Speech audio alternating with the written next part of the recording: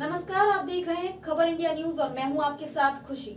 आइए नजर डालते हैं आज की बड़ी खबर पर। बाला साहेब की जुबान पर पैसा खर्च किया और सांसद बनाया। संजय राउत कैसे बने एमपी, नारायण राणे ने सुनाया पूरा किस्सा। महाराष्ट्र में उद्धव ठाकरे गुट और केंद्रीय मंत्री नारायण राणे द्वारा एक दूसरे पर अक्सर आरोप प्रत्यारोप किए जाते हैं। दोनों ही तरफ से एक दूसरे के ऊपर गंभीर और शब्दों की मर्यादा तोड़ने वाले बयान आपने कई बार सुने और देखे होंगे। नारायण राणे, उनके बेटे नीतीश राणे, उद्धव ठाकरे और उनके गुट पर अक्सर निशाना साधते रहते हैं। दूसरी तरफ उद्धव गुट की तरफ से संजय राउत भी उन पर पलटवार करते रहते हैं।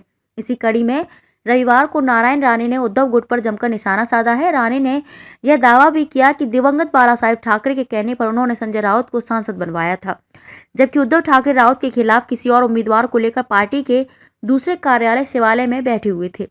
राणे ने कहा कि आज संजय राउत मुझे आंख दिखाता है, अगर तुम संपादक हो तो कुछ अच्छा लिखो। राणे ने कहा कि संजय राउत को सांसद बनाना यह मेरे द्वारा किया गया एक पाप है। नारायण राणे ने कहा कि जब बाला साहेब जिंदा थे तब उन्होंने मुझे एक बार बुलाया, मैं ऊपर साहब के पास गया, उनको नमस्कार किया, तब उन्होंने मुझे बैठने के लिए कहा। मैंने उनसे पूछा, साहब आपने मुझे क्यों बुलाया है? उस समय संजय राउत वहां मौजूद थे, जिस पर उन्होंने कहा कि नारायण, यह संजय राउत है, इसे सांसद बनाना है, कल फॉर्म भरना है, इसे लेकर जाओ और सांसद बनाओ।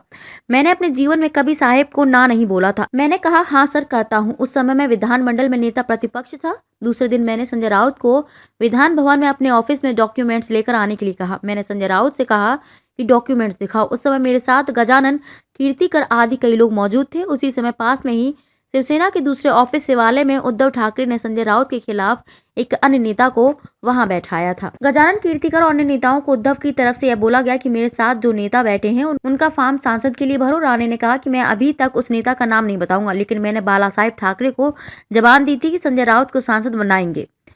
राणे ने कहा कि पत्रकार भाइयों ध्यान दो कि यह संजय राउत सांसद बनने के लिए निकला था, लेकिन इलेक्शन की लिस्ट में इसका कहीं भी नाम नहीं था। खबरों में अब तक के लिए बस इतना ही।